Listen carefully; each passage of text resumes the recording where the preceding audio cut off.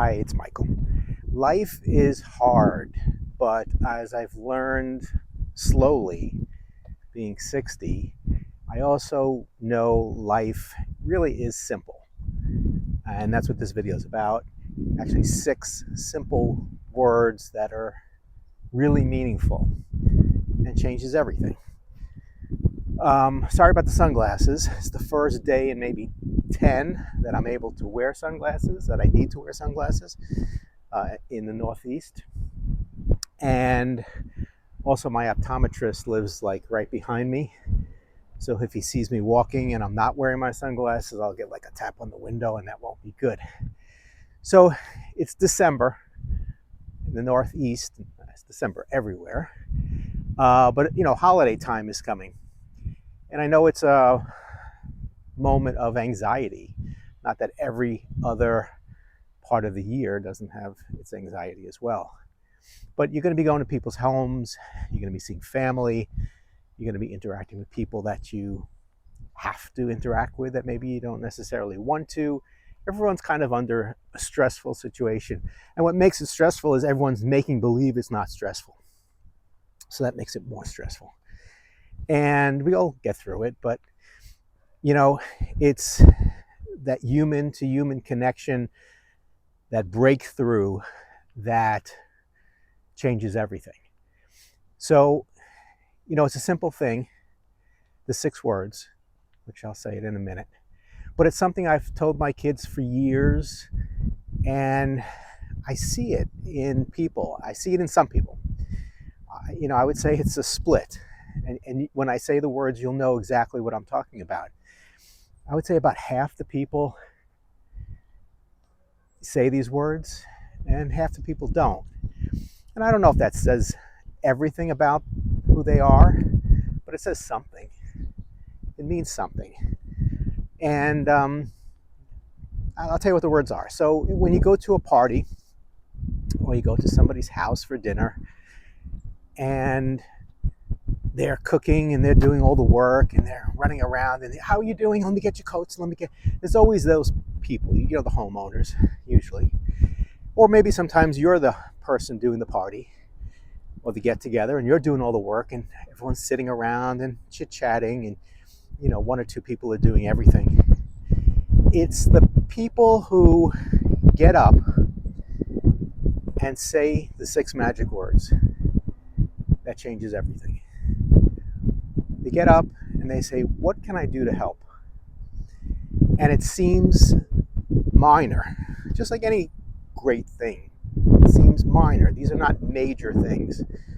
But getting up and saying, what can I do to help, says everything. It says, I care about you.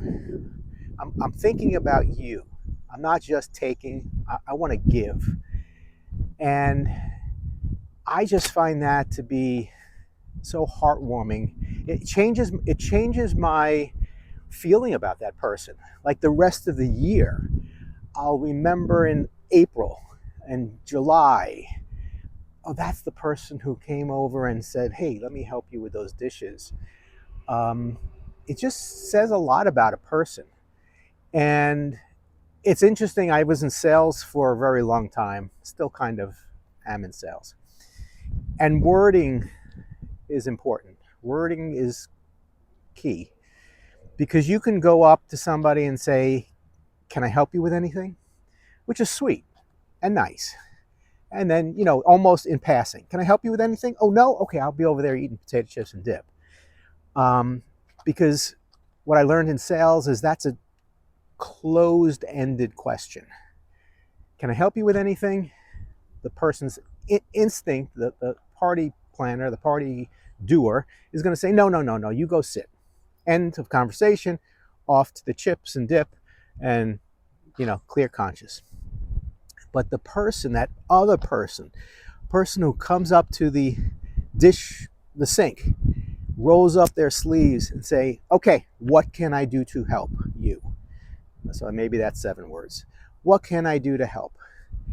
What can I do to help you? That person means it. That person's not going there for a no. That person's going there to say, okay, should I be cleaning the tray or making the tray. Um, and I've seen it a million times. This is the benefit of being old. The person who's running the party will say, no, no, no, you sit, you go do. And then the person will say, no, no, no, what can I do to help? And the person will invariably, okay, can you grab those dishes? Can you grab that plate? Can you get a couple of napkins? And it's like you can see the weight taken off that person by those 6 little words. And it doesn't take a lot. And to be frank, I'd rather be helping that person get the plates and get the dishes than sitting with all the boring people, in the back of the house. But it's just a blessing to help somebody and really mean it. And I think that's what it's all about. It doesn't mean the people in the back eating the potato chips and dip are bad.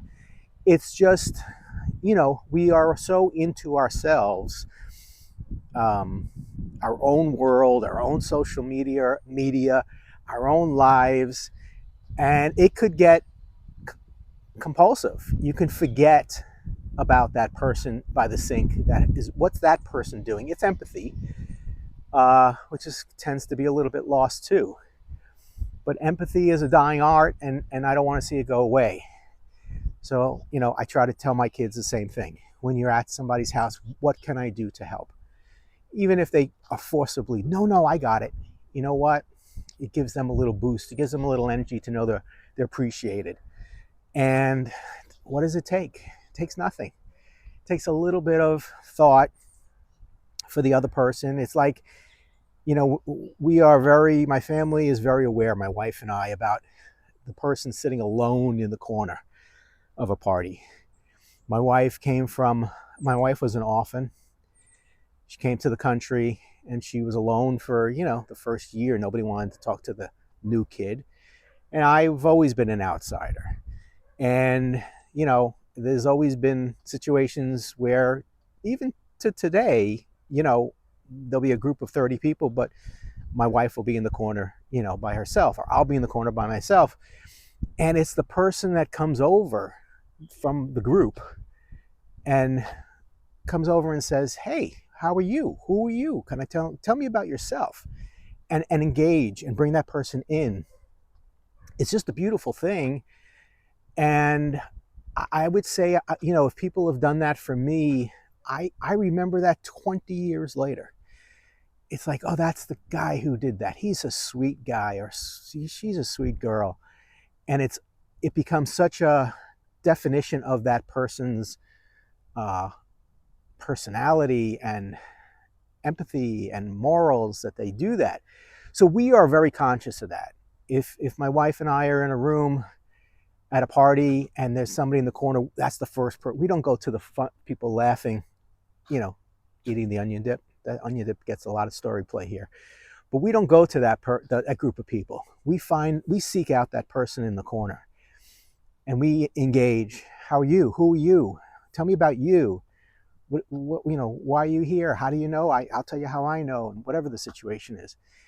And they tend to be the most interesting people, frankly. I love the quiet person because I am a quiet person. I love the introvert because I'm an introvert. And if you can get two introverts together, they usually have something pretty interesting to say because they've been holding in all this good stuff for so long. They have no outlet. And if you could just dig a little deeper and make that effort, there's gold in that land. And I always love to find that, find those gems. But, seeking out that person who's alone, showing your appreciation for the person who's alone doing all the work. I don't know what it says more than that. Um, I tend to think about groups of people together all doing the same thing as a little rattling.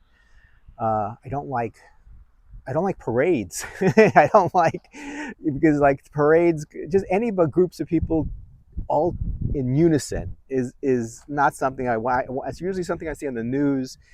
People are, doing something bad, and again, even if it's a parade, it kind of has that connotation. I could be at Disney and watching a parade. I'm like, ooh, I'm going to go someplace else. So I like the person by themselves. I like the person in the corner. I like the person who's working hard and not looking for any accolades, and seeking those people out and getting them involved and letting them know I'm thinking about you. That's, if I leave a party, that's what I remember. I remember those moments, and I remember those people who do that for me. So, 6 little words are: what can I do to help? Open ended. Give me an answer. I'm standing here, I'm rolling up my sleeves, and I mean it, and I'm sincere. And if you do that, if you try that, you're going to get addicted to it, because it's really, it's not altruistic. It's not you're just doing something for somebody.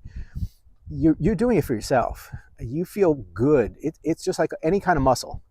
If you use it enough, it's going to get stronger and stronger. It's going to be the habit. And it feels good. And it's a muscle that we all should be using and remembering to use. So for the holiday seasons, I wish everybody a happy holiday season. I wish everybody peace and love, peace and love, peace and love. And the Amazon truck is coming out, so I'll go this way. But just try it. Keep your eye out on it. Keep your eye out for the person in the corner who doesn't have anybody to talk to, and keep an eye out for the person who's, you know, running all around the kitchen and doing all the work. And it's just also a good thing to show our kids, because I think sometimes the younger generation don't always have that mindset. And, you know, no matter how old our kids are, you know, it's still important for us to be an example to them, and somehow hope this empathy can live with our children and be given to their children. And, you know, it just makes the world a better place to be in. So happy holidays. Glad you joined me for the walk. I'll talk to you soon.